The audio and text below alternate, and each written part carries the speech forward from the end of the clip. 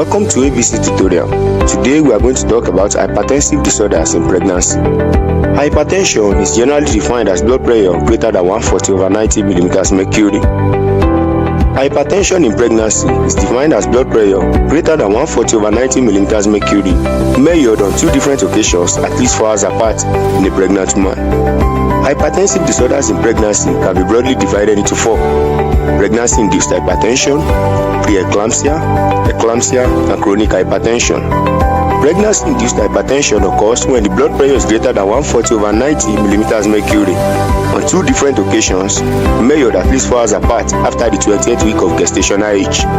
While preeclampsia occurs when the blood pressure is greater than 140/90 mm mercury measured on two different occasions at least 4 hours apart after the 28th week of gestational age in the presence of proteinuria. That is, preeclampsia is pregnancy-induced hypertension plus proteinuria. If a woman with preeclampsia develops seizures, she is said to have developed eclampsia, which means eclampsia occurs when a woman with preeclampsia develops seizures, most often generalized tonic-clonic convulsions. Chronic hypertension is defined when the hypertension develops before pregnancy or before the 20th week of gestational age, or if the hypertension persists beyond 12 weeks after delivery. Preeclampsia can be defined as an idiopathic progressive multisystemic disorder that is characterized by blood pressure greater than 140/90 mm of mercury on at least two different occasions measured at least 4 hours apart in the presence of significant proteinuria, and it is usually diagnosed after the 20th week of gestational age in a previously normotensive non-proteinuric woman, and it usually resolves within 6 weeks after delivery. In summary, preeclampsia is hypertension in a non-hypertensive woman with proteinuria diagnosed after the 20th week of gestational age. Significant proteinuria can be defined as a 24-hour urine protein greater than or equal to 300 mg or urinary dipstick of 2+ or more. Significant proteinuria is also urinary protein to creatinine ratio greater than 0.3. Preeclampsia can be mild or severe. In mild preeclampsia, the blood pressure is greater than 140/90 mm mercury, but it is less than 160/110 mm mercury. While in severe preeclampsia, the blood pressure is greater than 160/110 mm mercury. The etiology of preeclampsia is generally unknown, that is, it is said to be idiopathic. However, abnormal invasion of the spiral arteries of the uterus by trophoblastic tissues have been postulated to be the cause of preeclampsia. Also, genetic predisposition and abnormal immunological response of the mother may be the cause of preeclampsia. Abnormal lipid metabolism have also been postulated to be the cause of preeclampsia. Preeclampsia generally affects multiple systems in the body. In the cardiovascular system, there is hypertension and generalized edema. In the renal system, there is glomeruloendotheliosis, which is deposition of fibrous materials beneath the cells of the glomerular capillary endothelium, leading to occlusion of the capillaries. There is also proteinuria. In the hematological system, there may be thrombocytopenia or reduced platelet counts. In the liver, there may be elevation of liver enzymes. Sometimes, this elevation of liver enzymes may occur in conjunction with hemolysis and low platelet count, in which case it is known as ELB syndrome. In the central nervous system, there may be seizures, in which case the preeclampsia is said to have developed into eclampsia. The risk factors for preeclampsia development in a pregnant woman include the age of the pregnant woman, that is less than or equal to 18 years of age, and also greater than or equal to 40 years of age. The risk of preeclampsia is also higher in women with previous history of preeclampsia and in women with family history of preeclampsia.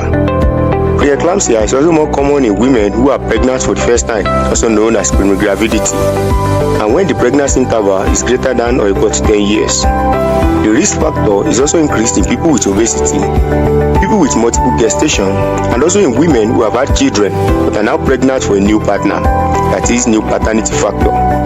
It is also more common among blacks and also in women who have SLE, systemic lupus erythematosus, and also in women with underlying medical conditions such as women with pre-existing hypertension, pre-existing renal disease, pre-existing diabetes, and the women with antiphospholipid syndrome. Preeclampsia is mostly asymptomatic, but in addition to the elevated blood pressure and proteinuria, they may present with flu-like symptoms, frontal headache, visual disturbance, epigastric pain, and edema.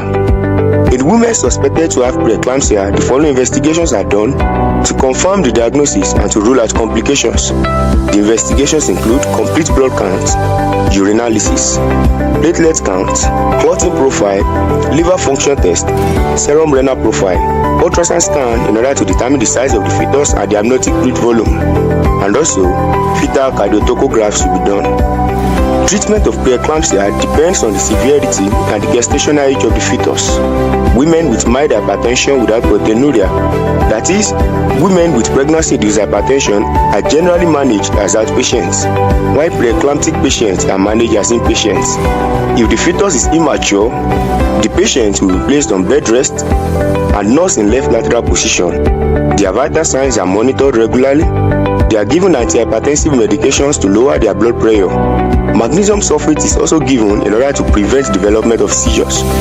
Also, the fetal biophysical profile should be measured in order to know the well-being of the fetus.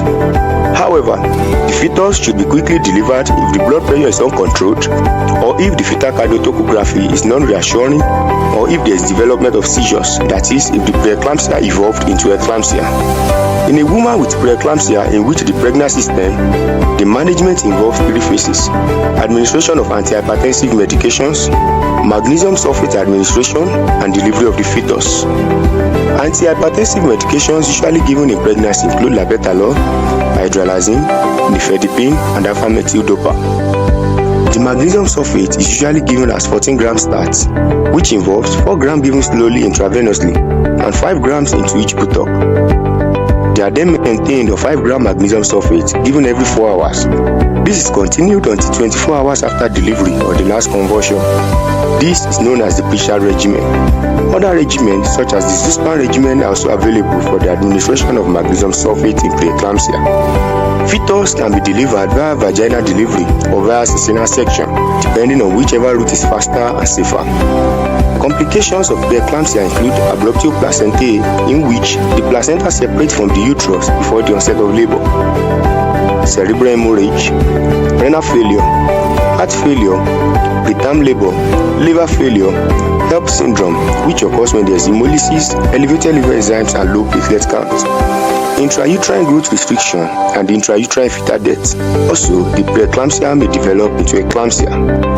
Eclampsia occurs when there is convulsion in a pregnant woman during pregnancy or during labor or within 10 days post-delivery, and there is no other medical, organic, or biological etiology for the convulsion. That is, if a woman with preeclampsia develops seizures, she is said to have developed eclampsia. In the treatment of eclampsia, the pregnant woman is resuscitated and stabilized, and the fetus is delivered as quickly as possible. In resuscitation and stabilization of the mother, the airway patency is maintained, adequate breathing and ventilation is ensured, adequate blood circulation is ensured, magnesium sulfate will be given to terminate and prevent any convulsion. Antihypertensives are also given to lower the blood pressure, while the fetus is delivered via vaginal delivery or cesarean section, depending on which route is faster and safer. In administration of magnesium sulfate, there is possibility of magnesium sulfate toxicity. Signs of magnesium sulfate toxicity include loss of knee-jerk reflex, bradypnea or respiratory rate less than 12 cycles per minute, oliguria or urinary output less than 25 ml per hour, slurred speech, somnolence, and cardiac arrest. The antidote of magnesium sulfate toxicity is calcium gluconate.